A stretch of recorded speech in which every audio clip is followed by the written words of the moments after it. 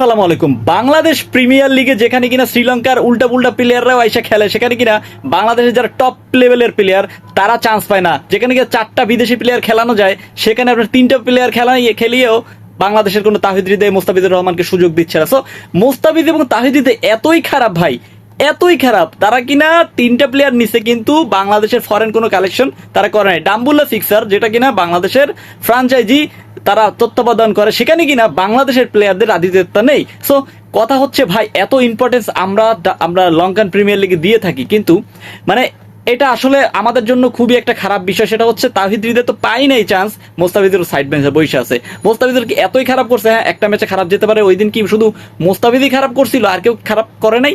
নাবি তো ভাই কপালে হাত দিয়ে বলবে যে ওরে কেন নিলাম না। নাবি এইটা বলবে ভাই, ধরে রাখেন, কেননা ওইরকম একটা বলার দরকার ছিল ডাম্বুলা সিক্সার্সের হয়েছে। আজকে নোয়ান তুষারা গেছে ওদের যারা কিনা লিগে খেলে এবং জাতীয় দলে খেলে তাদেরকে নিচে, কিন্তু মোস্তাফিজকে নেয় নাই। কিন্তু মোস্তাফিজের কথা বাদ দেই, তারপরেও তাহিদ হৃদয়কে তো একটু নেওয়া যাইতো। তাহিদ হৃদয় একটা ব্যাটিং তো পাইতেন আপনারা, তাই না? সো তাহিদ হৃদয়ের কেউ নেয় নাই। এত খারাপ কোথায় খেলে? হ্যাঁ, শরীফুল আজকে খারাপ গেছে, তাস কিন্তু অলওয়েজ গুড। তারা কিন্তু এখন ওয়ার্ল্ড ক্লাস। বাংলাদেশের যারা প্লেয়ার রয়েছে তারা কিন্তু এমনি এমনি নেন নাই, আপনারা টাকা দিয়ে নিছেন। তারপরেও যে ধরনের পারফরমেন্স করছে, আপনার যে ফ্ল্যাট পিচে, এখানে আসলে ব্যাটসম্যানদের কিন্তু কিছুই করার নাই। সেখানে কিনা বলারদের আধিপত্য থাকে, এবং দুঃখিত, বলারদের আধিপত্য থাকে না, যেখানে ব্যাটসম্যানরা উল্টা পুল্টা, মানে আজকে 224 রান চেস হয়ে গেছে। তারপরেও মানে আমি একটা কথাই বলতে চাই, সেটা হচ্ছে দুর্ভাগা বলবো নাকি সুভাগা বলবো সেটা আমি বলতে পারতেছি না।